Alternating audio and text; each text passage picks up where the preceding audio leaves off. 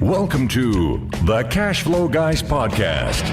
Join Tyler and his team as they unlock the secrets to achieving financial independence through wealth-building strategies inspired by Robert Kiyosaki and other thought-provoking leaders. Learn to build leveraged streams of cash flow that land in your pocket and improve your quality of life. Gain access to cutting-edge ideas that will increase your productivity and streamline your success. Find out how to supercharge your retirement plan so you won't have to retire with a pay cut. You can escape the rat race. Are you ready? It's time to Learn to Earn with Tyler Sheff.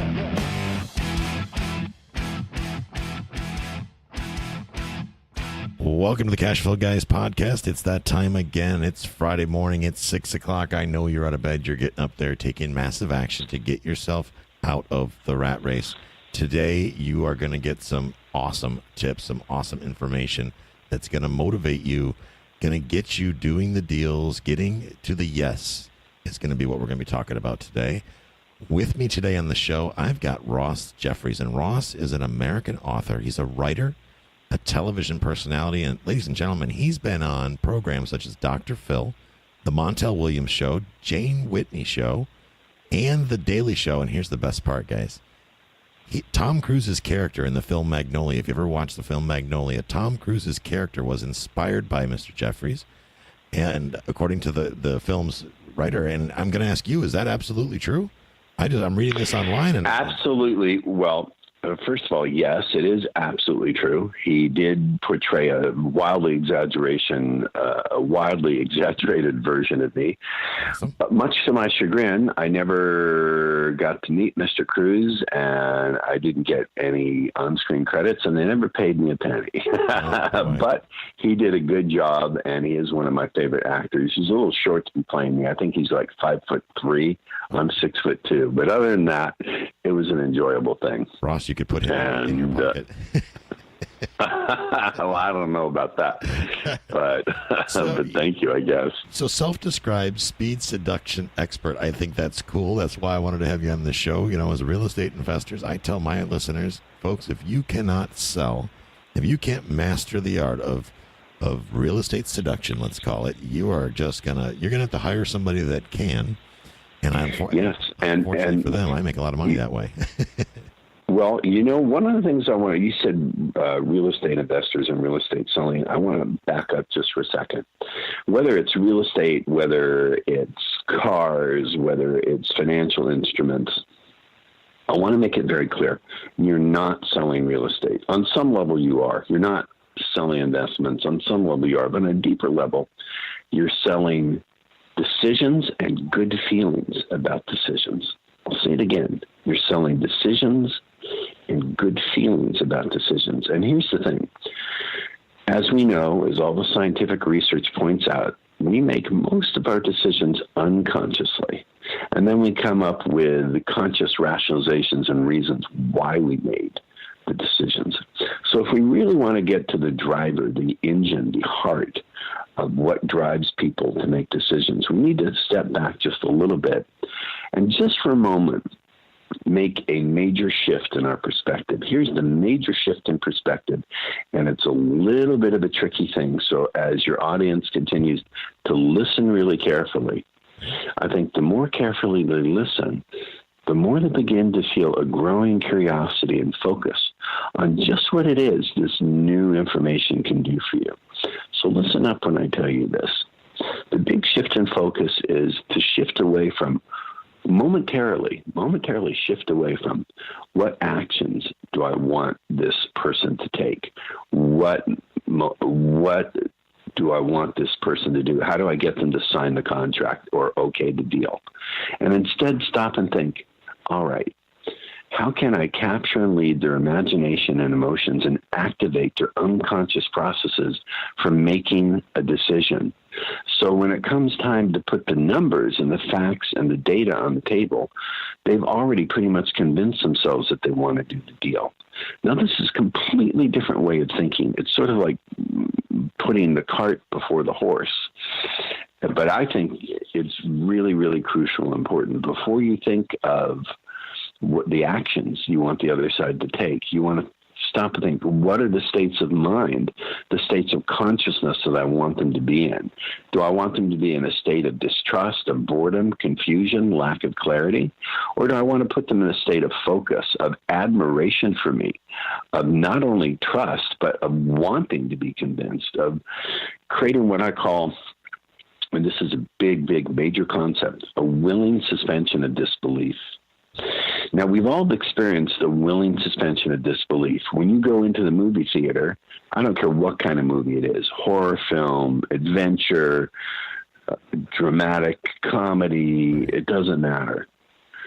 You have to suspend the disbelief that you're in a theater. You have to forget about the walls, the people around you, the fact that you're looking at a screen. So unconsciously, we already know how to suspend disbelief.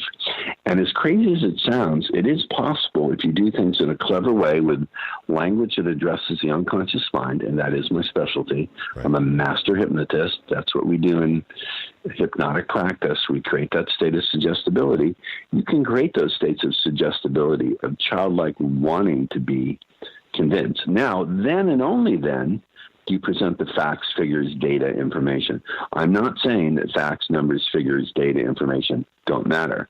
They do matter, but first you want to create the unconscious mental filters through which you're going to present that data, those facts, that information. Big problem most people think of is they start with the numbers first.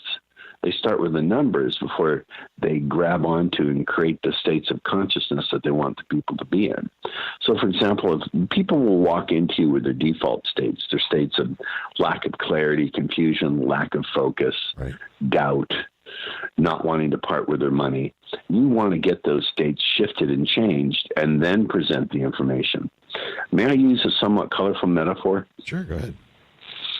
My mother, a great philosopher, may she rest in peace and may her memory be for a blessing. It's 10 years this month that she passed on, but I still remember her and think about her every day. My mother used to say, if you dip your sunglasses in poop, even the roses will look brown. So, the point of that metaphor is stop thinking in the beginning what numbers and figures you want to get from the other person. Start first in terms of thinking, what states of mind do I want them to be in? How can I open up in the unconscious their wanting to be convinced? Those states of feeling that they're clear. How can I create the state where they're convincing themselves that they want to take these actions, and then provide the numbers in a way that makes sense so they can have the conscious rationalization and their conscious reasons why they think they make the decision. Now, some people will say, is this manipulation? Is this trickery? I want to think of it as being influence and persuasion, and here's the difference. Manipulation involves concealing important facts or data, lying about facts or data, and pressing down on people's pain, shame, humiliation, or using coercion. If you don't make this deal, I'll do this, I'll do X to you or Y to you. Right.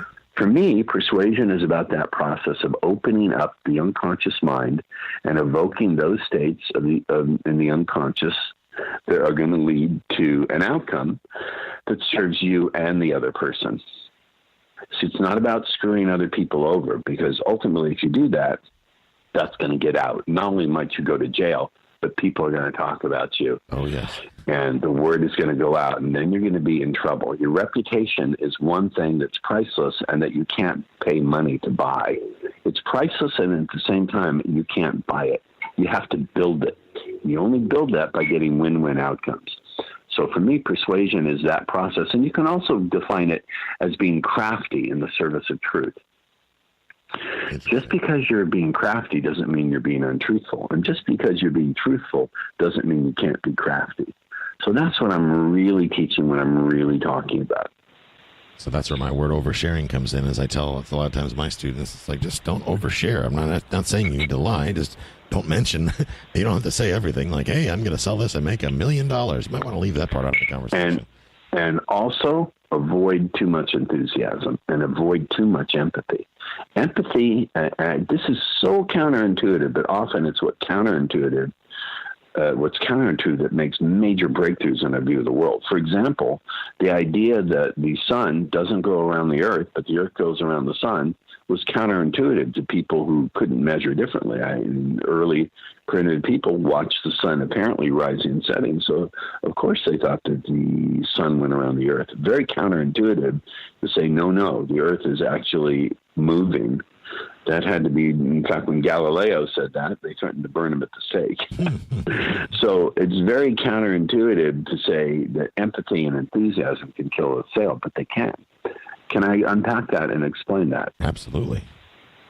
If you're too focused on seeing where the other side is at, if you do more than see where they're at but identify, I'll put it another way. It's one thing to see where your prospect or client or the other side of the table is at. It's another to go there for yourself. If you over-identify with the other person's position in an effort to show empathy, then you'll lose your own intent and your forward momentum. If you don't notice where they're at, then you're steamrolling over them, right, and you'll ruin the negotiation. So empathy too much at the wrong time can ruin a negotiation. The other thing is enthusiasm. If you're too enthusiastic, then you're going to come across as needy or that you need the deal. And of course, when people sense that you need the deal, they immediately become a lot more aggressive and a lot more insistent on their own position. Does that make sense? So contrary to what you're taught, empathy and enthusiasm can destroy a sale, can destroy a negotiation. Does that make sense? It absolutely makes sense. Have you ever heard that concept before? I have not. I mean, usually that's why when I'm presenting, it's the empathy. But what's the opposite? Yeah, I understand. But there's a difference between seeing where the other person is at and having to go there for yourself. So watch out for empathy. I don't mean you should be a shark, but we need to watch these false either-or choices. Either you're a shark who's selfish and cares nothing for others, or you're filled with empathy for the other person, like you're a therapist. So essentially, we want to avoid we want to avoid these extremes. I see. Very interesting. Very interesting. So, in an example of someone's about to lose their house, they're upset. You don't want to go overboard to the point to where you essentially jump into the quicksand with them. You get so caught up in the problem that you forget about the part where you're supposed to be solving. Exactly correct. Exactly correct. That absolutely makes sense. And also too much rapport. Too much rapport can destroy a sale or a negotiation, because now, once again, you're over-identifying with the other person's position. So all these things have to be done in balance. The ability to stay in rapport and yet keep your intention in mind is a very subtle skill. You see, what to say during a negotiation or sale, I can show you some things that are far outside of what you're used to doing, and it'll blow your mind. But please listen carefully to my audience. That's relatively trivial compared to teaching you these mindset ideas that are just not taught. They're not traditional. The traditional stuff from people who are inside your field, the problem is they have myopia. They're nearsighted because they're so embedded in that field of expertise, they can't even see the possibility of a different way of thinking. So the very fact that I come from outside of this field, that I can bring forward new insights. And these insights come from my other career, which is teaching men who are utterly clueless and terrified with women to get in the right state of mind to handle rejection, to being willing to move through the world with uncertainty and not needing approval, to being able to have a very, very effective way of learning in the face of frustration and rejection. So the very fact that I'm coming from outside the field and not teaching what is traditionally taught is what makes me unique, and the ability to deliver things that I think no one else can deliver, which is not to say traditional teaching doesn't have value. It's just not a complete model anymore. It's incomplete. And also traditional stuff has been done to death. People have become very sophisticated. They've heard it before. They know what the takeaway is. When you say, maybe this deal isn't for us, and you put the papers back in your briefcase, or you start to tear up the contract. People have seen it in movies and on TV. They're alert to it. They're aware of it. It just insults their intelligence. So the old stuff just doesn't work. That's why someone has to come from outside the field and kick some butt and take some names and say, no. Traditionally, what you're doing isn't going to work the way it used to. And besides, everyone else is doing it. And if everyone else is doing it, then you're competing. You're basically a commodity.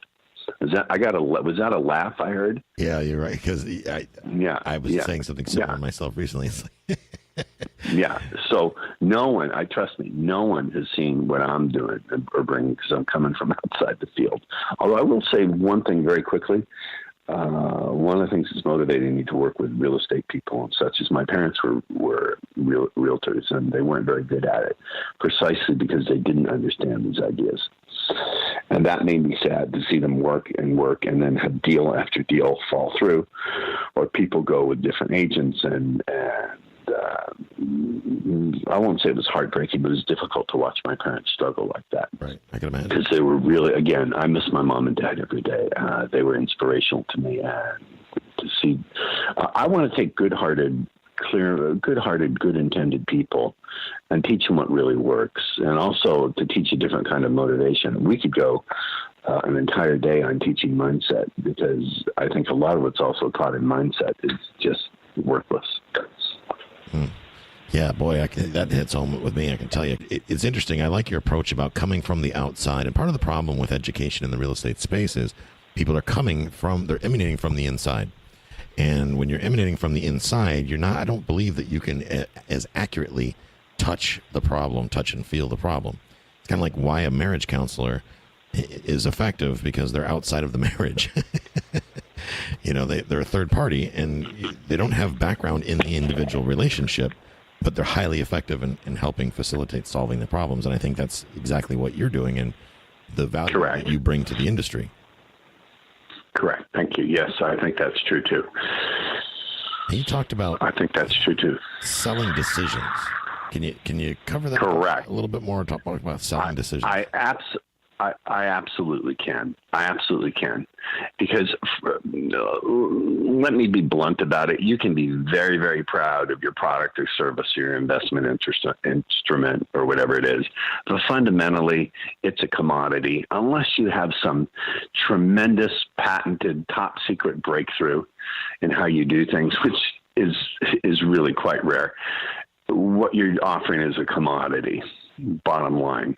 And so what you're really selling is decisions and feeling good about decisions. And here's the thing.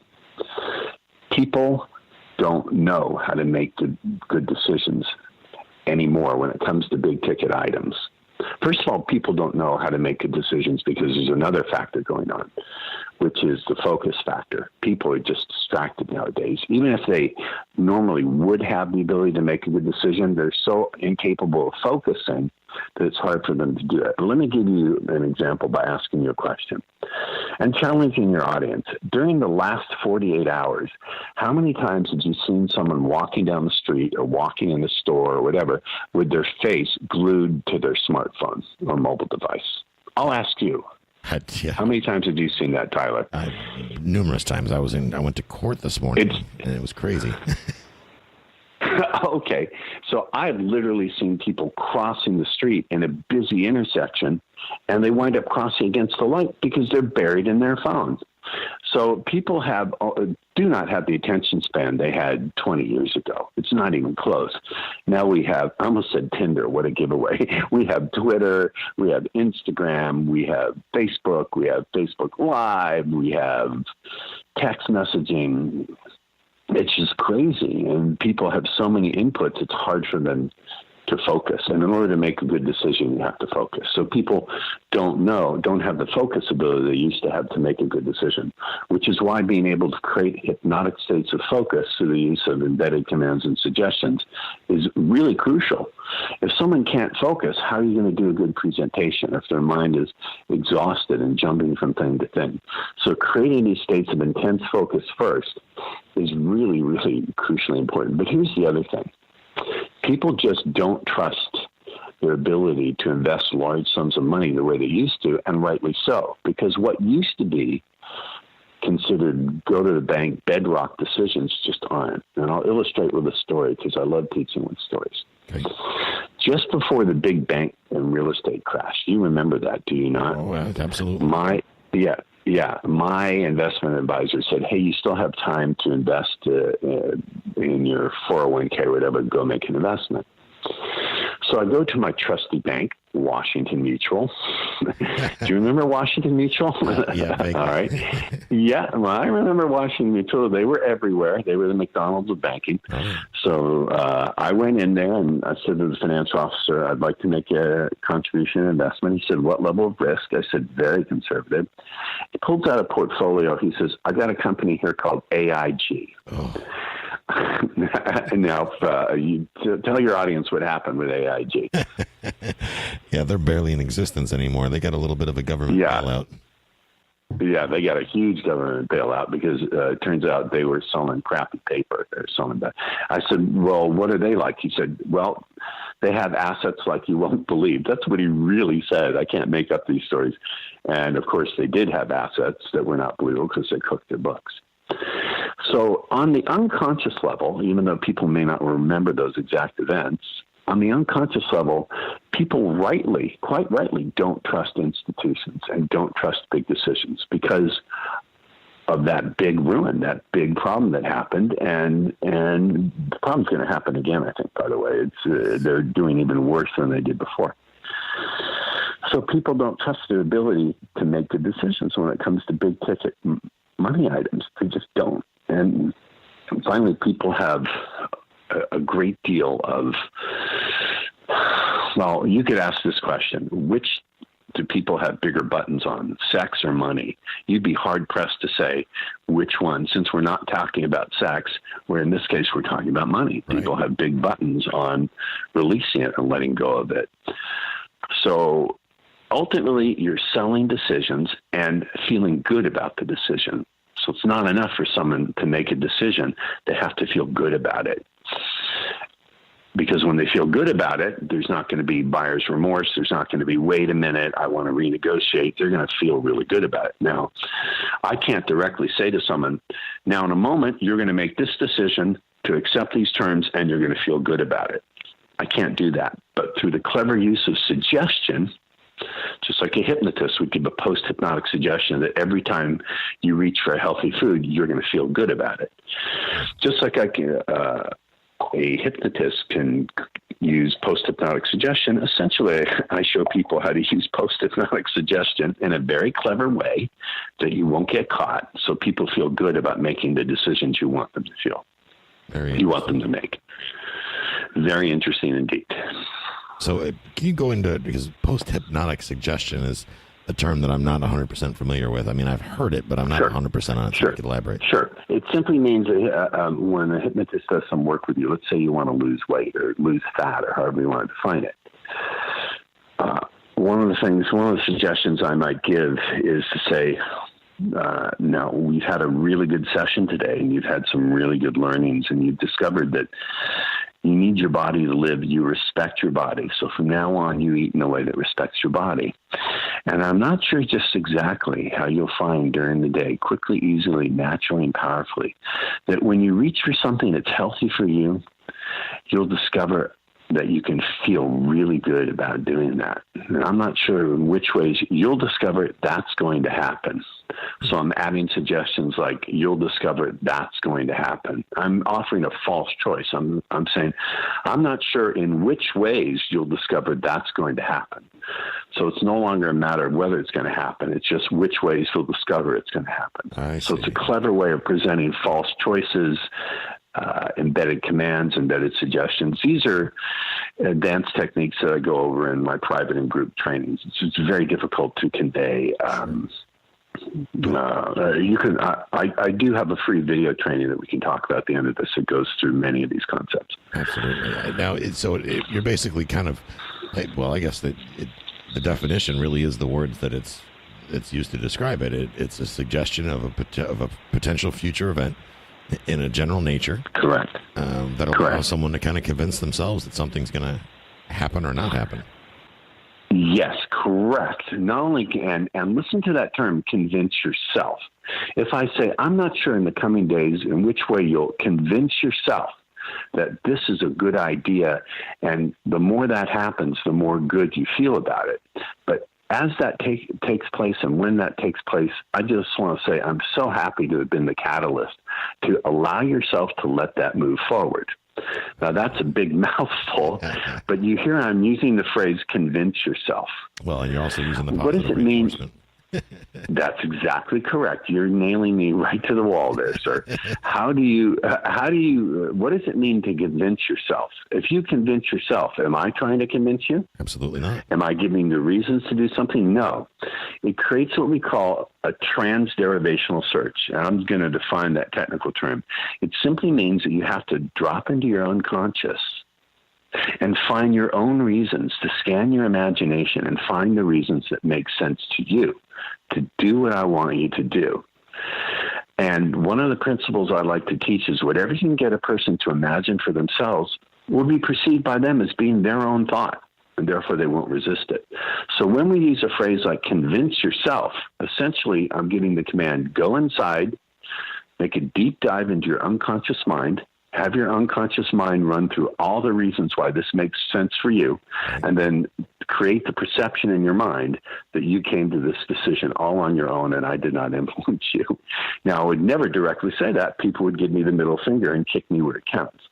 But you can create the same chain of suggestions and thinking in the unconscious by using this kind of languaging. And again, this is the advantage I hold over other people, because I'm coming outside of the world of real estate, because I'm coming from the realm of therapeutic hypnosis and coaching guys to use their language to motivate themselves and to create attraction, to do sales, to do seduction, if you will. And I think sales is a form of seduction. If you don't like that term, okay, I believe another term. It's the purest form.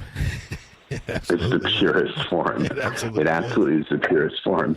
And I'm glad that you're open-minded and not politically correct enough to have to make me reframe or censor that. No, not at all. That's what my audience, I think, likes about me, is I'm right to the point, and then we can skip it. We gloss over the other stuff. I love that. I absolutely love that. Thank you. It makes it a pleasure to talk to you, sir. This industry, unfortunately, frowns upon the idea of sales or closure or convincing and whatnot. Exactly. I'm sorry. Thank you for that. That's stupid. That's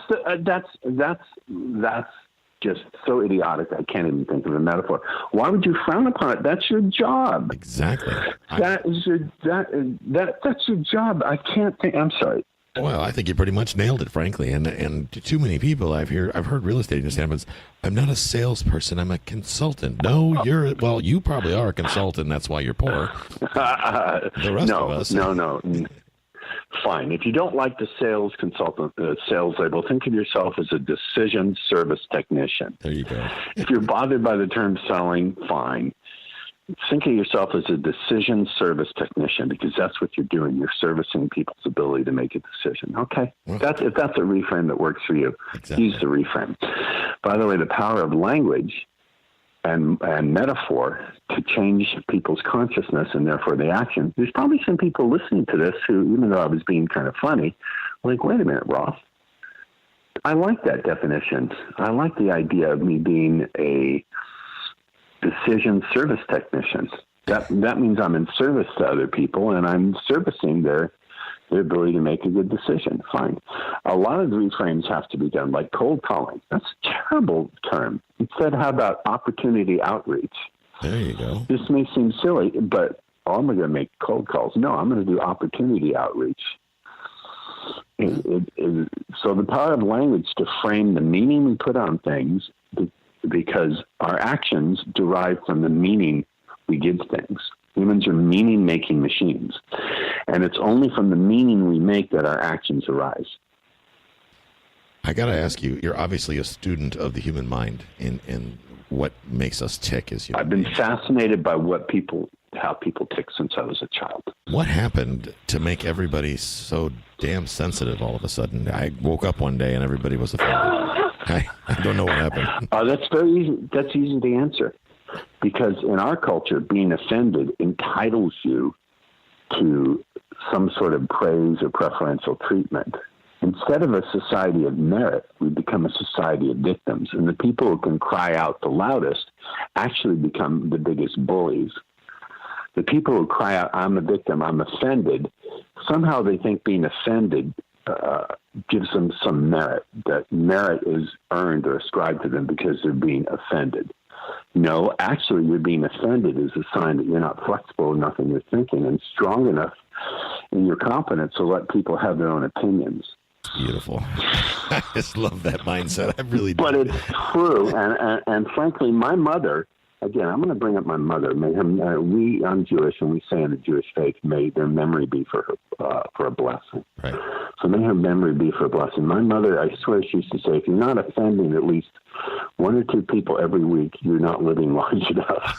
I love that. That's awesome. It's totally true. And sometimes you have to shock a client or shock the other side to get their attention. Well, yeah. Again, breaking rapport. Who talks about breaking rapport as a sales technique? But breaking rapport, interrupting patterns can be incredibly powerful. To say to someone, this is all extremely powerful, but it's counterintuitive and it's not taught.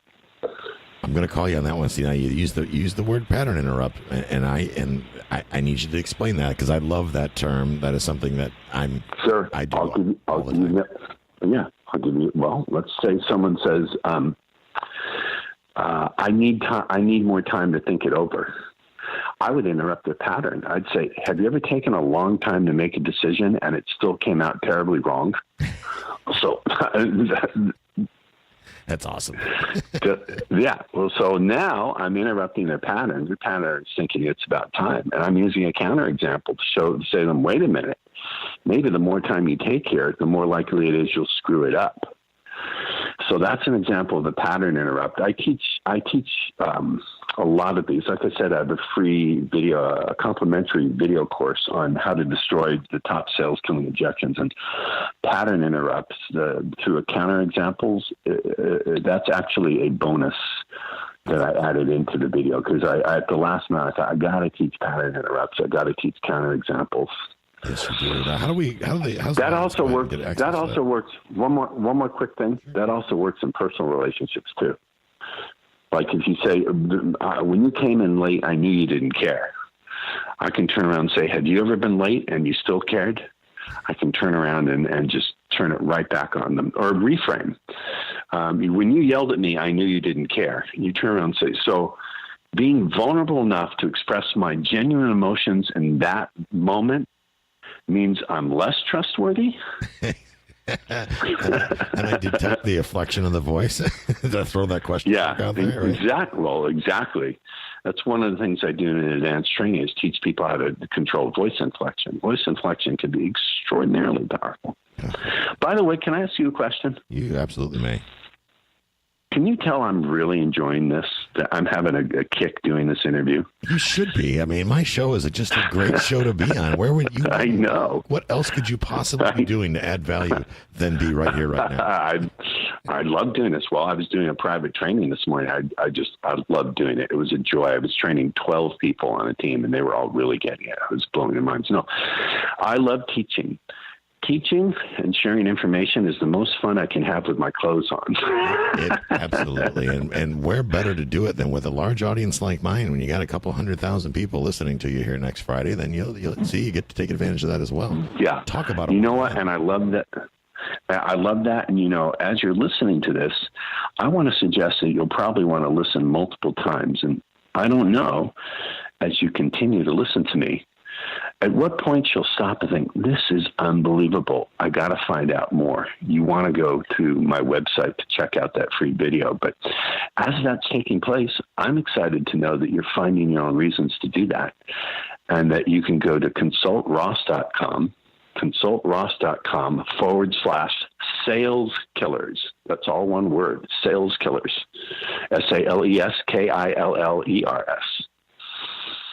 How do you like the way I worked that in, loaded with suggestions? That was absolutely awesome. See, I was already getting ready to start typing it, but I got to stop myself. I was like, I'm recording the show. I can't be on the internet right now. I need to just wait until I stop the recorder. Then I can go on Consult Ross. I got a speaking engagement tonight. I shouldn't be late, but maybe I should catch a couple of these videos. That's awesome. Isn't speaking fun? Isn't speaking like a kick in the pants? The first time it terrified me, and after the first time, I've had a blast ever since. I take every speaking opportunity I have that comes up. I just Me too. Where are you speaking? Where are you speaking? I'm speaking over at the main real estate investors group over in Tampa tonight.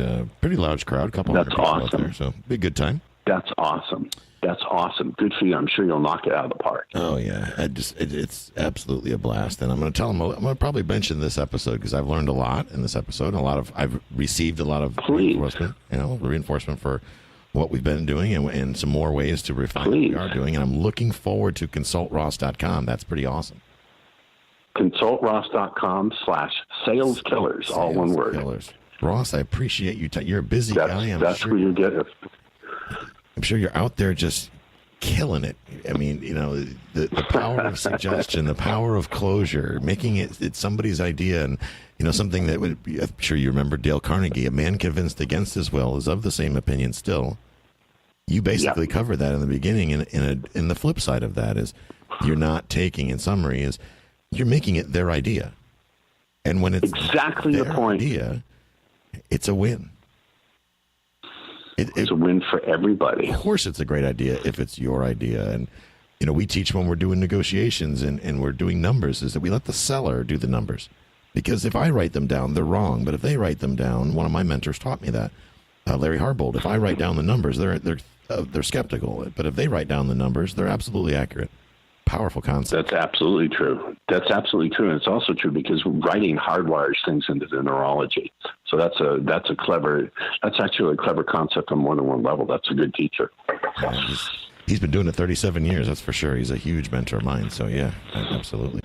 But Ross, I really appreciate you taking the time. And ladies and gentlemen, just to conclude there, in case you didn't catch it, I will put it in the show notes. But consultross.com. Most of you have probably already stopped listening now. You're already on the website. Taking on the information. /saleskillers. Don't forget that. Put your information in there. Do you get access to the video course? Maybe some follow-up information comes after that as well to help continue the learning process. That's awesome. Yep. Ladies and gentlemen, take advantage of that. consultross.com /saleskillers. Ross Jeffries, thank you so much for coming on the show today. It's been my honor. There's no greater honor I have than to teach, and thank you for letting me reach your massive audience and for bringing such intelligence forward to help me give a great interview. I really appreciate it.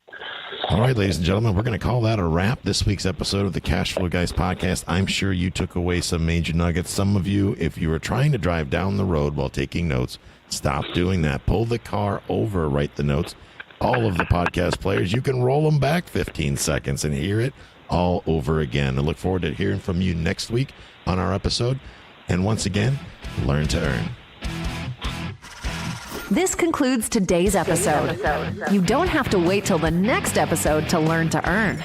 Head over to cashflowguys.com and contact Tyler and his team for more powerful tips and ideas so you can start generating multiple streams of income and escape the rat race.